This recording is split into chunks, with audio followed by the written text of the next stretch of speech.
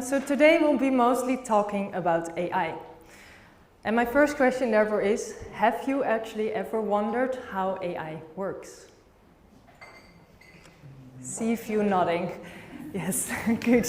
So I did too for today. And for me, AI is like a brain. Why? Because it basically learns by its inputs. It's loading itself with words, images, numbers. It starts identifying patterns. And these patterns, they grow based on its past experiences. And like me, many other people might have identified AI and compared it with a brain. And I'm not the only one who does that. Humans often look for similarities. They look for similarities because it helps to simplify complexities and it helps to explain or create something new. In other words, we basically look for analogies. And that is exactly what I'd like to talk to you about today. And in specific this, I'd like to share with you the creative power of analogies. Why? Because analogical thinking is widely seen as a common engine for creativity. Then you think, why is that so important to me? Well, as Phoebe already explained, I see myself definitely as a passionate creative. At home, I take many do-it-yourself projects on, from making my own lampshades to working with clay. I paint, I draw, I simply create. I'm so passionate that I even convince people to come to my events where I can share people to be creative. But creativity is more to me. For me, creativity goes further and is basically the baseline for our humanity, what we see as humans. Because when we come across a problem, we need this creativity both in professional and personal life to solve it. And I think Analogies is one tool to use this analogy, or to use this creativity and spark creative thinking. So in the next few slides, I will show to you what is the power of analogies. On the one hand, that's for me, simplify and communicate, and on the other hand, that is to be inspired and create.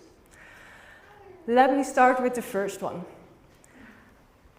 A few weeks ago, a potential client came to us in our office and shared their exciting business idea with us. An innovative streaming service. The streaming service was called Your Stage Live.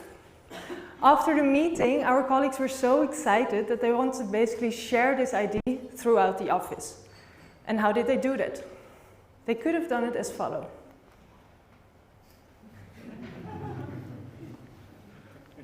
I give you some time to process.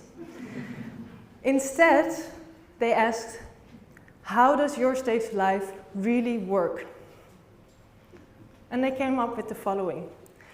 Your Stage Live is basically the Netflix for local live stages.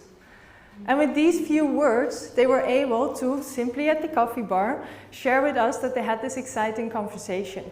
They basically simplified and sketched an image in our mind what Your Stage Live actually means. They made a comparison to something that is so familiar to all of us that we knew parts of the business model, important functions, and other stuff that is part of Your Stage Live. Simply, they simplified in a creative way and made the unfamiliar familiar. And we're not the only one who do that. One researcher, part of Talk Like That, says that some cases analogies are even stronger than using an actual image, because analogies create this picture in a mind's eye, as I said. We all know Netflix, so we know what it means. And that is the first superpower of analogies. So let me bring you to the second one. How do analogies inspire and create? And let us create. I will walk you through 3 types of methodologies. And this is the first one. Who knows this engineer? Well, shame on you Swiss people, because this is George de Mestron. And he came with the famous innovation, you might all know it, the Velcro, or in German, the Klettverschluss. And he was inspired when he had his walk through the forest and basically came at home with a dog fur full of this little plant, the cockleburs. And it made him think.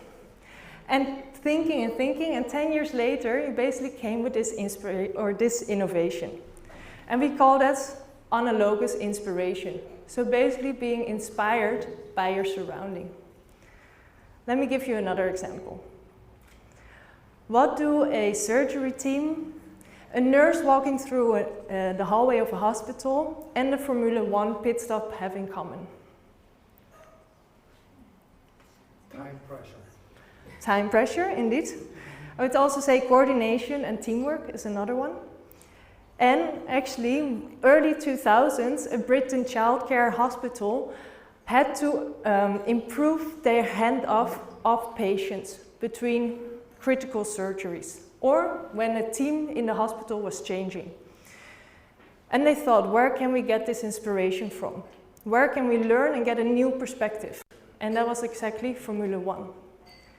We called it analogous research, because you go and take a step outside of your own industry, immerse yourself, and basically be inspired and gain a fresh new perspective on a particular problem or solution. And there's the last one, analogous ideation.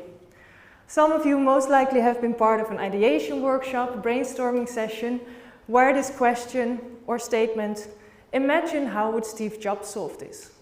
Or imagine how IKEA would solve this.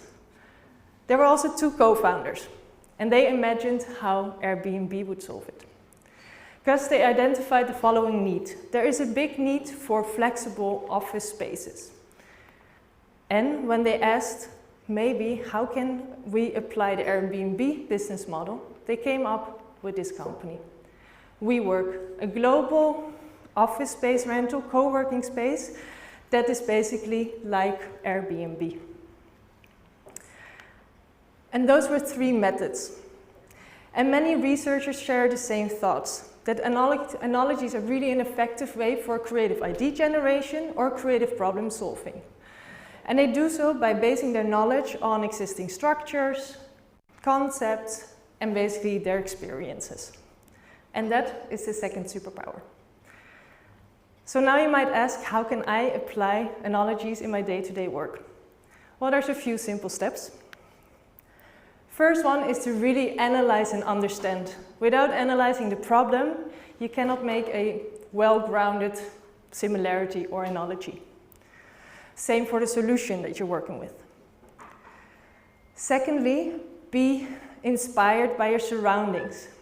Like George de Mestral, the Swiss engineer, go for instance into nature, but also the city can be your inspiration, or the public transport. Basically be open-minded for this inspiration, because it can happen on unexpected moments. Secondly, go a step outside of your own industry, something we do often here at Ginetta as well, when we want to get inspired. And finally, don't forget about your own experiences. Many managers, when they're faced with an unfamiliar problem, basically go back to previous projects they have done and see if certain parts of the project might be applicable for this new unfamiliar problem. And finally, very importantly, look for similarities, but don't forget about the differences. Why? Because if the differences are too present, this analogy might not be the right one to choose for. So to complete, thinking by analogy helps to bring creativity and insight. And it is basically a system of thought that can be learned. But it's every day. Analogy is like a comparison. And a creative thinking method that basically, in my opinion, has these two superpowers. To one hand, simplify and communicate, and on the other hand, to be inspired and create.